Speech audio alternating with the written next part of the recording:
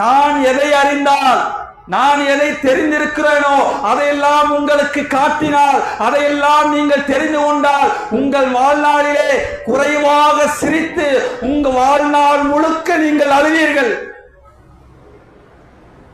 அல்லாவின் அச்சத்தினால், அல்லாவின் பயத்தினால், அல்லாவின் தண்டனையினால், அல்லாவின் எச்சரிக்கையினால்.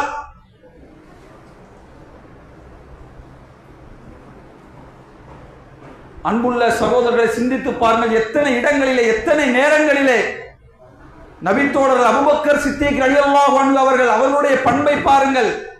நபி ஸல்லல்லாஹு அலைஹி வஸல்லம் அவருடைய சக்ராத் நேரம், இறுதி நேரம், ரசூலுல்லாஹ் மயங்கி மயங்கி எழுந்து தன் சமுதாயம் தொழுது விட்டார்களா?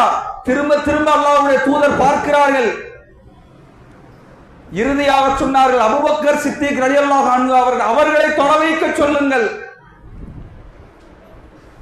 உடனே அன்னை ஆயிஷா ரலியல்லாஹு அவர்கள் சொல்றாங்க, அல்லாஹ்வுடைய தூதரே, அவர் வேண்டாம்.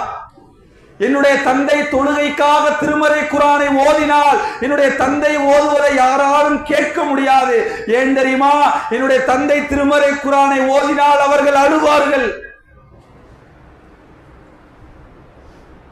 தொழுகையிலே குர்ஆனை ஓதினால் அழ முடிந்தது என்று சொன்னால், இன்னைக்கு எத்தனை பேர் தொழுகையில ஓதி அல்லது தொழுகையில யாராவது ஒருவர் ஓதி அதை பார்த்தால் கிண்டல் செய்யக்கூடியவர்களாக, கேலி செய்யக்கூடியவர்களாக. அல்லாஹ் பாதுகாக்க வேண்டும். அவருடைய இறையச்சம் என்ன, ஈமான் என்ன, எந்த வசனங்களை அவர் ஓதுகிறார், இந்த வசனத்தை ஓதியதால் அவர் உள்ளம் இலகி அல்லாஹ்விடத்திலே கண்ணீர் சிந்துகிறார், மன்றாடுகிறார். குர்ஆன் என்னைக்காவது தொழுகையில் ஏதோ ஒரு சின்ன சின்ன அத்தியாயங்களையாவது புரிந்து பொருள் உணர்ந்து ஓதும் போது அல்லாஹ்விடத்திலே இதை சொல்லுகிறான், அல்லாஹ்வை புகழுகிறோம், அல்லாஹ்விடத்திலே பாவ மன்னிப்பு தேடுகிறோம், அல்லாஹ்வை பெருமைப்படுத்துகிறோம். எதையெல்லாமோ பார்த்து இன்றைக்கு சினிமா, நாடகம், இசை, கூத்தாடிகள் என்ற பெயரால் எவ்வளவோ சினிமாக்களை பார்த்து கண்களிலிருந்து கண்ணீர் வருகிறது, நாடகங்களை பார்த்து கண்ணீர் வருகிறது, வியாபாரத்தில் சின்ன நஷ்டம் கண்ணீர் வருகிறது, துன்பங்கள் வந்தால் கண்ணீர் வருகிறது, வேதனை வந்தால் கண்ணீர் வருகிறது.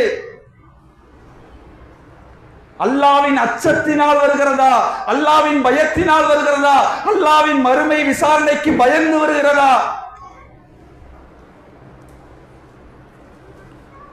உஸ்மான் ரலியல்லாஹு அவர்களை பற்றி சொல்கிறார்கள். உஸ்மான் ரலியல்லாஹு அவர்கள் எந்த கபரை கடந்து சென்றாலும் தங்கள் தாடிகள் நனைகின்ற அளவுக்கு அழுவார்களாம். அவரிடத்திலே